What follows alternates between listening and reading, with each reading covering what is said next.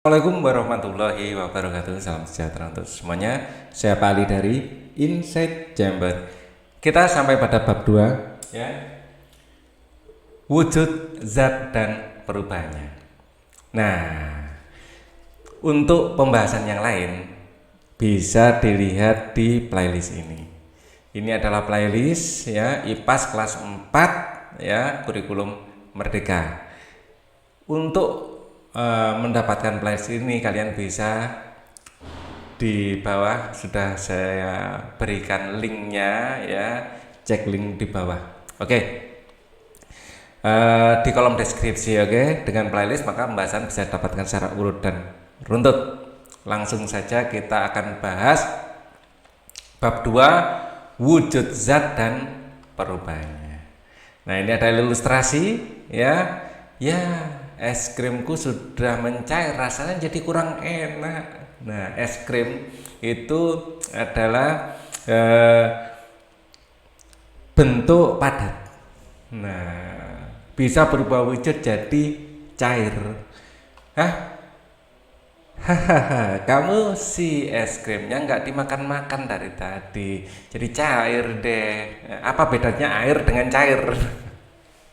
Kalau air ya itu senyawa ya. Air bisa dalam bentuk padat, bisa dalam bentuk cair, bisa dalam bentuk gas. Kalau cair adalah wujud zat yang bisa mengalir.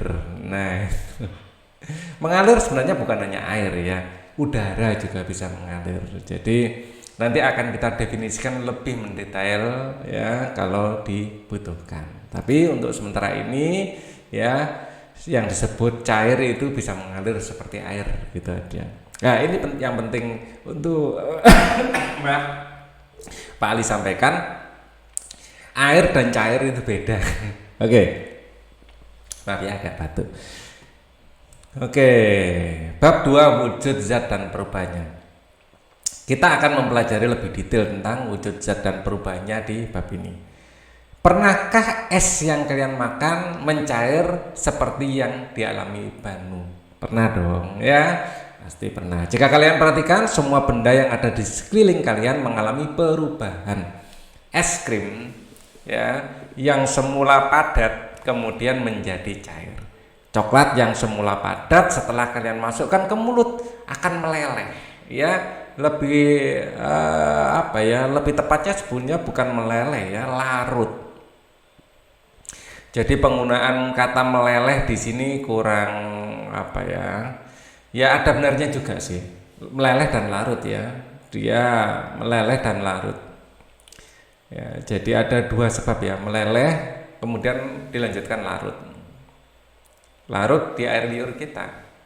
Yang meleleh karena yang tadinya padat kayak menjadi cair gitu. Apa yang membuat semua itu berubah? Nah, ini akan kita pelajari bab ini. Jadi duduk yang tenang, yang enak, kita akan belajar bersama-sama ya. Tujuan pembelajaran mengenali materi dan karakteristiknya, mempelajari karakteristik wujud zat atau materi, mencari tahu bagaimana perubahan wujud zat terjadi. Ini kata kuncinya, bagaimana perubahan wujud zat terjadi. Di sini Pak Ali kasih kata kunci ya. Perubahan wujud zat itu karena energi dalam bentuk panas ya. Jadi energi dalam bentuk panas, dalam bentuk panas. Perubahan wujud dari energi, bentuk energi macam-macam ya. Dan yang bisa merubah wujud zat ini adalah dalam bentuk panas. Kinetik juga bisa. Sebenarnya bukan berubah wujud, hanya berubah menjadi kecil aja ya. Yang paling utama adalah panas ini. Apa itu materi? Ini pertanyaan esensial. Materi adalah segala sesuatu ya, segala sesuatu yang ya memiliki massa dan menempati ruang.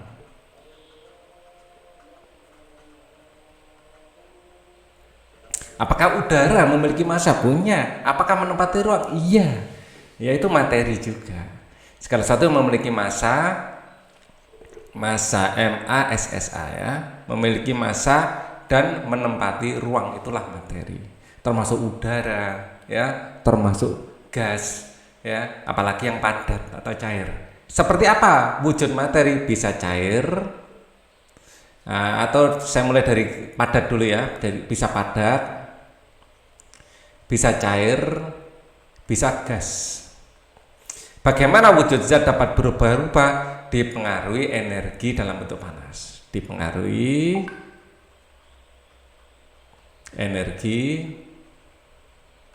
panas, dipengaruhi energi, gitu aja ya. Sebenarnya secara mikro itu energi kinetik juga dipengaruhi energi ya, terutama energi panas yang bisa kita amati dipengaruhi energi ya, terutama energi panas.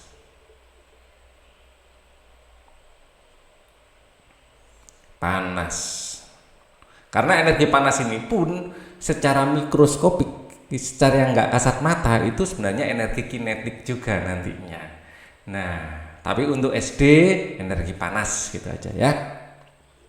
Wah, ramai sekali ya. Tidak juga kok ini ada orang yang jualan makan. Loh, ini gimana? Wah, ramai sekali ya. Iya, ada banyak orang dan hewan di sini. Sayangnya ada banyak sampah juga. Tidak juga kok ini ada banyak orang yang jual makan. Nah, ini kelihatannya nggak nyambung kata-katanya. Oke. Kita lanjutkan. Alam semesta tempat kita tinggal terdiri dari banyak materi. Materi adalah segala sesuatu yang mempunyai massa dan menempati ruang. Itu materi. Materi yang ada ya, materi ada yang berupa makhluk hidup ya, seperti kita manusia ya. Kita menempati ruang ya, dan kita memiliki massa. Hewan, tumbuhan, jamur, bakteri, ada juga berupa makhluk tak hidup yang sering kita sebut dengan benda, seperti buku, papan tulis, awan, langit, tanah, dan sebagainya. Termasuk udara. Nah, apa itu massa? Kita cari tahu yuk. Untuk mengetahui apa itu massa, dilakukan dengan percobaan pada timbangan. Pelajari cara berikut dan coba sendiri untuk membuktikannya. Jadi ketika di atas timbangan tidak diletakkan apapun, kedua timbangan akan seimbang. Ya. Namun ketika salah satu timbangan dilakukan benda kecil seperti kerikil, maka timbangan akan miring ke salah satu bagian. Hal ini menunjukkan bahwa kerikil atau benda yang diletakkan di atas timbangan itu memiliki massa. Ya, ini memiliki massa. Nah, seperti pada gambar berikut, timbangan akan miring ke arah benda yang lebih berat. Artinya benda yang di kanan lebih berat dibandingkan benda yang di kiri untuk yang di atas. Tapi begitu kiri ditambah batu, ya, di sini yang akan lebih berat. Ya, yang lebih berat ada di bawah. Oke, yang ringan di atas, ini lebih berat. Ini menunjukkan bahwa massa batu lebih besar dibandingkan massa kerikil. Di sini ini batu, ini kerikil. Nah, benda mana yang lebih berat? Cari dua buah benda yang ada di sekitar kalian. Mintalah bantuan kepada guru untuk membandingkan mana ya besar massanya. Belum tentu ukuran besar massanya besar. Ya, jadi batu ya, walaupun ukurannya kecil, dia akan mungkin lebih berat daripada kayu yang ukurannya lebih besar. Apalagi spons yang ukurannya besar, spons untuk nyuci misalnya, itu mungkin lebih ringan ya dibanding dengan batu.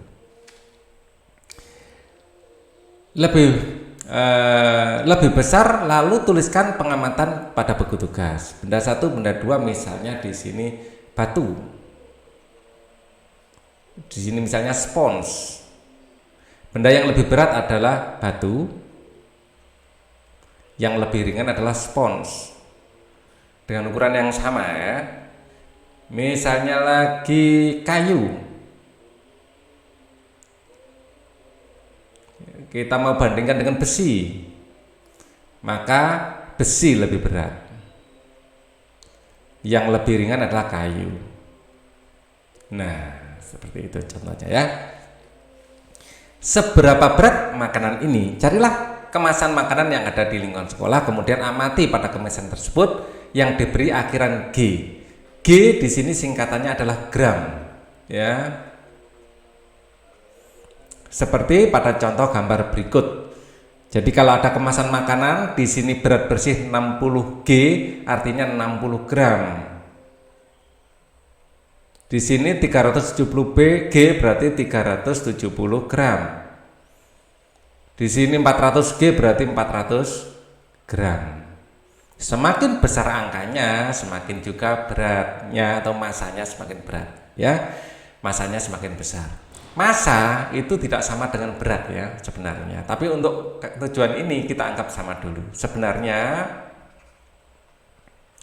ya massa tidak sama dengan berat, ya. Tapi karena massa dan berat itu berbanding lurus, ya maka secara umum kita anggap sama, ya. Sering kita anggap sama, dianggap sama karena berbanding lurus. Ya sebenarnya berbeda. Ya, ini catatan aja. Nanti kalau kita sudah di SMA, kita akan mempelajari lebih detail. Atau kalau di buku ini memang diberi detail perbedaannya, ya kita mulai ikuti. Tapi kalau enggak, untuk sementara kita anggap sama dulu, tidak apa-apa. Ya, setelah menemukan kemasan makanan berikut angkanya, laporkan pada guru. Guru akan menuliskan di papan tulis nama kemasan makanan berikut masanya, ya. Menurut kalian apa itu massa? Massa ya sebenarnya adalah banyak jumlah materi, ya, banyak atau jumlah materi, ya. Jadi massa dengan berat itu beda, ya. Agak susah memang mendefinisikan massa, ya, yang dimiliki zat, ya, yang dimiliki zat atau benda. Nah, berdasarkan pengamatan kalian, apa hubungan antara massa dengan ukuran benda? Apakah benda yang ukurannya lebih kecil massanya selalu menjadi kecil? Ukuran benda semakin besar ukuran semakin besar massanya, ya. Semakin besar ukuran semakin besar massanya. Semakin besar ukuran semakin besar massanya. Kita menyebutnya di dalam sains ini berbanding lurus.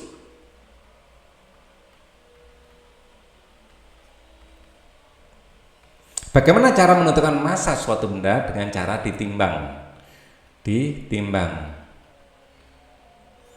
Menimbang itu ada membandingkan dengan massa benda lain sebagai acuan. Membandingkan dengan massa benda lain sebagai acuan. Itu adalah menimbang sebenarnya. Mengukur juga sama, ya. Mengukur dan menimbang itu sama. Kalau mengukur biasanya panjang, membandingkan dengan panjang benda lain sebagai satuan, itu mengukur. Massa adalah besaran dari suatu benda. Ya, ini definisinya kurang, ya memang benar besaran, tapi massa itu apa? Itu belum terjawab ini. Memang iya, massa adalah besaran dari suatu benda, ya. Tapi besaran itu tidak menjawab pertanyaan dari massa itu apa. Panjang juga besaran dari suatu benda, ya. Itu kurang bisa menjawab. Sebenarnya yang Pak Ali sampaikan, massa jumlah materi yang dimiliki benda itu juga kurang tepat juga, ya, karena jumlah materinya sama, boleh jadi nanti massanya berbeda walaupun jumlahnya sama. tergantung benda apa itu. Lebih detail kita akan belajar nanti ya. Pak Ali sudah sampaikan tadi, mendefinisikan massa itu agak rumit memang. Jadi untuk sementara dikasih definisi yang sederhana walaupun itu tidak tepat. Ya, ketika suatu benda memiliki massa, maka benda itu merupakan materi. Massa suatu benda berbeda dengan massa benda lainnya. Misalnya satu butir telur tentu berbeda dengan satu potong keju. Berbeda dengan massa yang berbeda perbedaan massa yang berbeda pada suatu benda dengan benda lain disebabkan karena banyaknya jumlah zat pada benda tersebut. Ya, makanya tadi Pak Ali kasih definisinya jumlah zat gitu aja ya. Misalnya jika kalian memiliki sebuah botol plastik dan sebuah botol kaca dan segelas gelas plastik dan sebuah gelas kaca, meskipun sama-sama botol atau sama-sama gelas, tapi keduanya memiliki massa yang berbeda. Botol kaca dengan gelas kaca memiliki jumlah zat yang lebih banyak dibandingkan botol atau gelas plastik. Akibatnya botol atau gelas kaca massanya lebih besar dibandingkan botol atau gelas plastik. Jumlah zatnya beda. Tapi misalnya jumlahnya sama pun, ya karena atomnya berbeda, nanti masanya juga berbeda. Nah itu yang jadi masalah ya. Nah itu nanti belum kita pelajari sekarang ya. Jadi untuk sementara definisi massa yang paling baik untuk anak kelas 4 SD adalah jumlah materi yang dimiliki suatu zat atau benda, gitu aja definisi dari massa menurut Pak Ali itu ya. Untuk teman-teman guru yang lain ya kita bisa diskusikan lah ya, definisi apa yang paling enak untuk massa untuk kelas 4 SD itu enaknya gimana ya. A2, ciri-ciri materi adalah memiliki volume ya. Selain memiliki massa, ciri-ciri dari suatu materi adalah menempati ruang. Maksudnya materi pasti memiliki ukuran tertentu. Misalnya air yang disimpan di dalam gelas atau botol, udara yang bisa memenuhi paru-paru kita atau ruangan. Dengan kata lain, materi juga memiliki volume tertentu. Termasuk udara juga memiliki volume. Ya. Apa itu volume? Untuk mengetahui apa yang dimaksud dengan volume, guru kalian akan mendemonstrasikan aktivitas mengukur volume suatu benda. Guru kalian akan membawa beberapa jenis wadah dan sejumlah air atau cairan tertentu. Ya yang paling enak ya air itu tuh. Ya. Apalagi kalau airnya dikasih pewarna, lebih mudah dilihat, ya kan? Berapa volumenya? Kemasan ya, bersama dengan teman-teman sekelas kalian carilah bungkus kemasan minuman, botol plastik, oli atau botol sirup yang ada di lingkungan sekolah. Kemudian carilah di bungkus kemasan itu angka yang di akhiran ml ini mililiter atau L ini liter. Kita menyatakan volume cairan biasa dalam liter atau galon, gitu ya. Kalau air kemasan biasanya dalam galon, tapi kemasannya kecil biasanya dalam liter. Kemasan yang besar galon, ya. Menurut kalian apa itu volume? Volume adalah ukuran suatu benda. Ukuran ya, ukuran ruang suatu benda. Suatu benda. Jadi ada ukuran massa, ada ukuran ruang. Volume adalah ukuran ruang. Ya. Atau besar kecilnya suatu benda, ya, besar kecilnya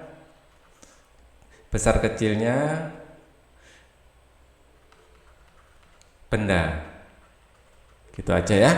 Berdasarkan yang sudah kalian pelajari di aktivitas sebelumnya, menurut kalian apa perbedaan antara volume dengan massa? Ya, perbedaan volume dengan massa. Volume adalah ruang yang ditempati.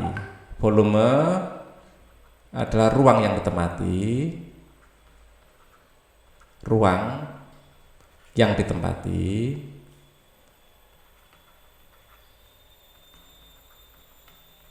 Kalau massa, jumlah zat yang dimiliki,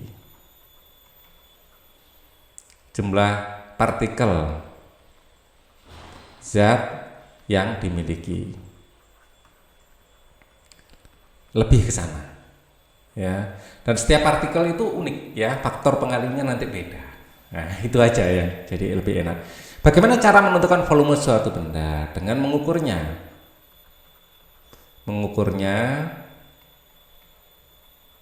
ya, bisa diukur panjang, lebar, tinggi ya. Cara pengukuran tergantung benda. Pengukuran tergantung wujud benda. Tentu saja mengukur cairan, mengukur gas ya, dan mengukur volume dari benda padat berbeda-beda. Ada metodenya masing-masing.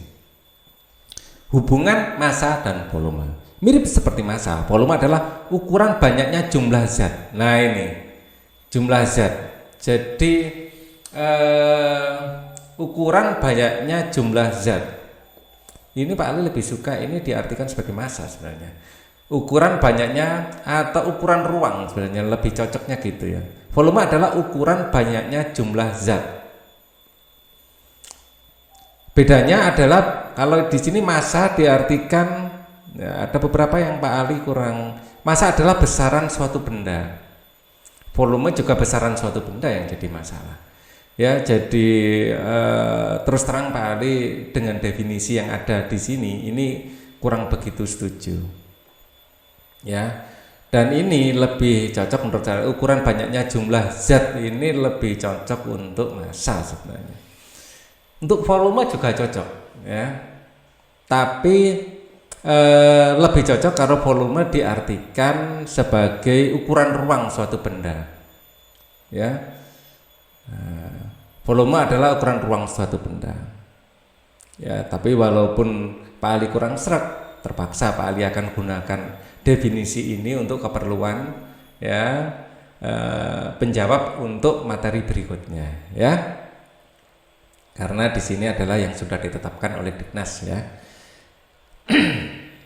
Bedanya adalah biasanya massa digunakan untuk mengukur banyak zat padat, sedangkan volume biasanya ya ini biasanya digunakan untuk mengukur banyaknya zat cair seperti air, minuman, oli dan lain. Enggak juga sebenarnya. Benda padat pun ya bisa diukur dalam volume. Kita beli beras saja kadang-kadang dalam liter ya, dan beli minyak goreng kadang-kadang dalam kilogram. Ya enggak selalu seperti itu, tapi ya mungkin biasanya gitulah kalau di toko-toko ya. Kalau oli, air, minyak biasanya dalam liter. Kalau kita beli beras ada kadang dalam liter juga, ada daerah tertentu yang pakai liter. Nah, untuk mengukur volume kita bisa menggunakan alat ukur seperti gelas ukur, yakni sebuah gelas yang di dalamnya terdapat ukuran tertentu. Ukuran volume bisa dinyatakan dalam mililiter yang disimbolkan dengan ml, liter yang disimbolkan dengan L. Sesuatu disebut materi jika menempati ruang tertentu, artinya memiliki volume ya, atau dalam bahasa lain memiliki volume tertentu. Biasanya semakin besar volume suatu cairan, jumlah zat semakin banyak. Semakin banyak jumlah zatnya, biasanya massanya lebih besar. Kenapa kok biasanya dikasih kata biasanya? Karena ini akan tidak berlaku untuk gas. Gas ada hubungannya dengan tekanan nanti.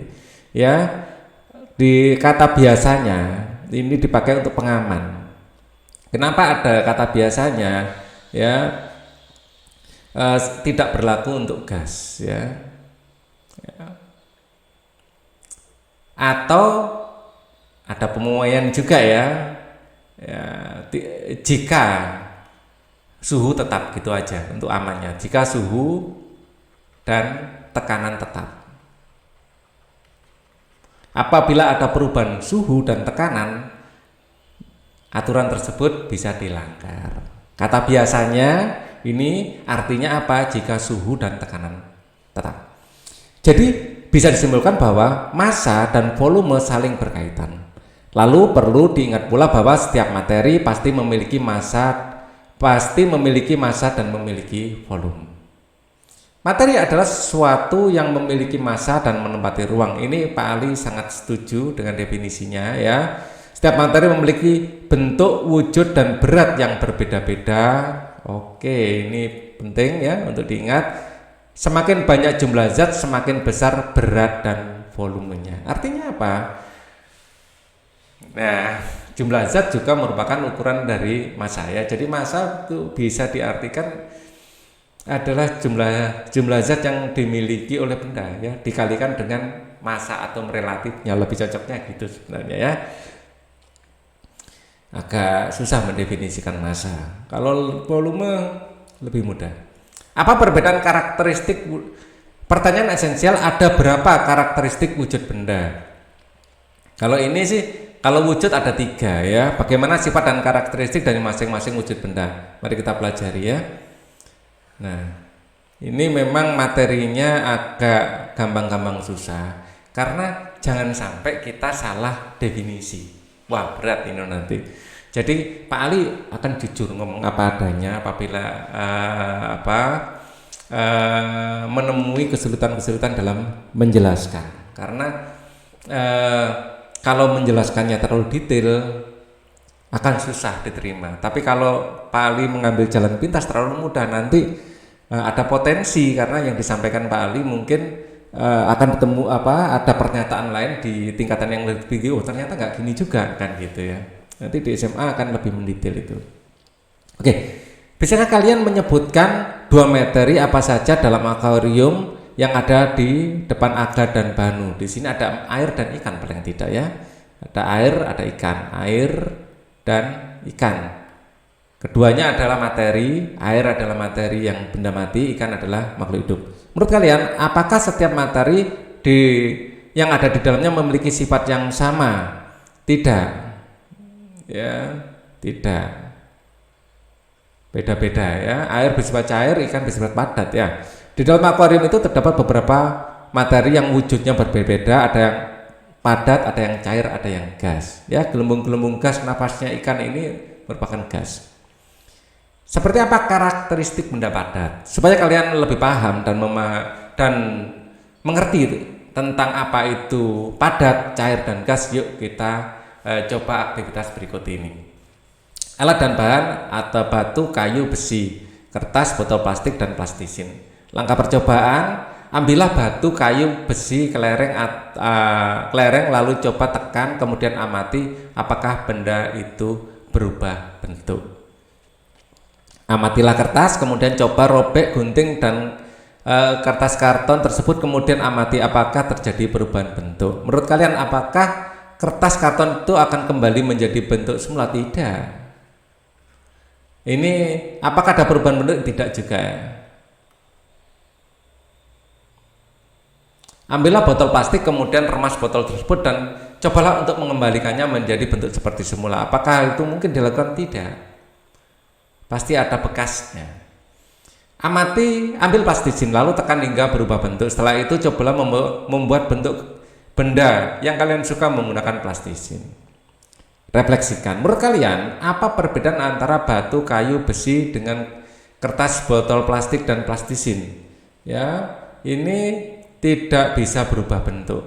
Ya, dengan ditekan tidak berubah bentuk saat ditekan. Ini berubah bentuk saat ditekan. Bentuk saat ditekan. Apakah menurut kalian ketika batu, kayu, dan besi, kelereng dimasukkan ke dalam botol, apakah bentuknya berubah? Tidak. Apakah benda padat bisa ditekan hingga volumenya menjadi lebih kecil? Tidak. Ya. Apakah benda padat bisa ditekan sehingga volumenya menjadi lebih kecil? Tidak sebenarnya, secara konsep tidak. Kertas, kenapa kok bisa? Nah, karena bentuknya kan memang tipis ya. Nah, plastisin benda padat kok bisa? Secara mikro sebenarnya tidak bisa. Ya, mereka hanya bergeser. Kalau volumenya menjadi kecil tidak. Ya, walau pun bentuknya mungkin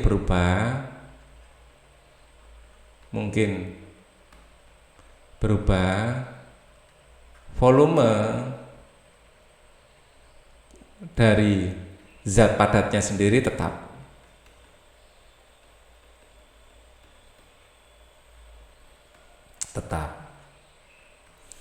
Ya. Seperti apa karakteristik benda cair? Ada botol plastik bening, gelas transparan, wadah transparan, pewarna makanan, dan air.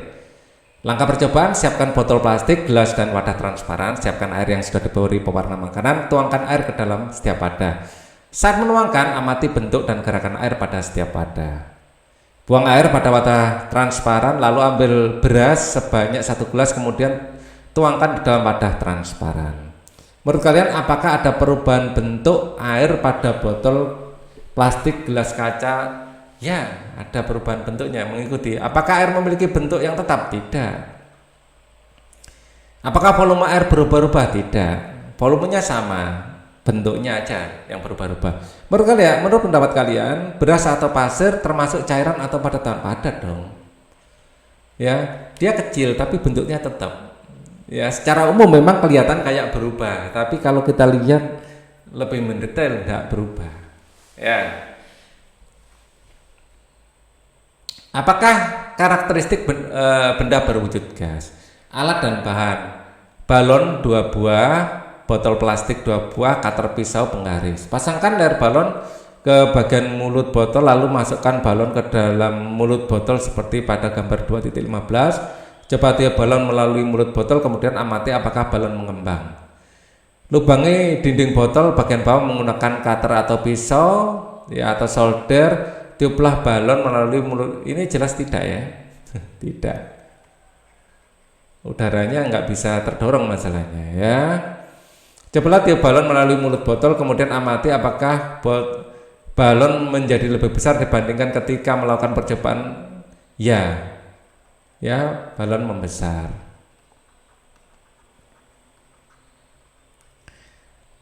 Letakkan botol lainnya di depan lubang yang sudah kamu buat, kemudian tiup kembali balon. Perhatikan balon kosong yang ada di depan lubang, apakah botol tersebut bergeser saat kamu meniup balon. Kalau botolnya tanpa lubang, tidak bisa.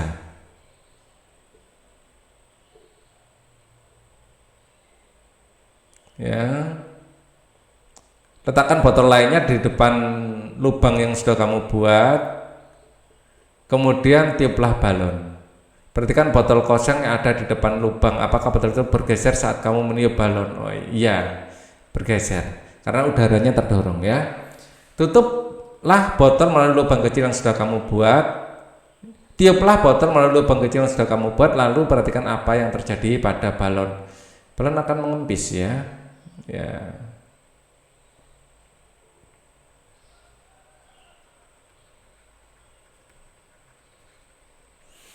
Oh, oke.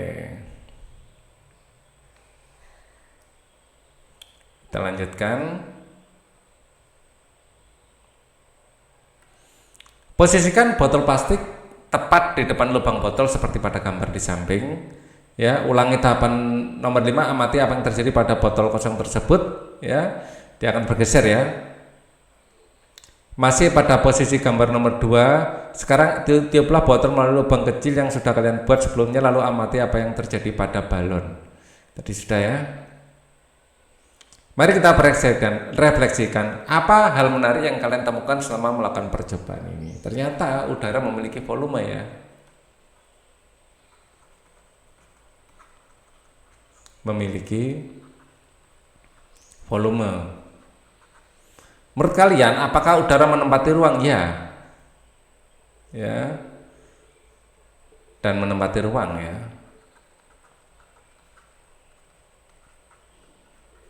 Menurut kalian, apa perbedaan sifat antara benda berwujud padat, cair, dan gas? Nah, kalau padat, yang jelas volume tetap, massa tetap, ya, bentuk tetap. Ya. Itu kalau padat. Gini aja ya. Volume, massa, bentuk. Kalau cair,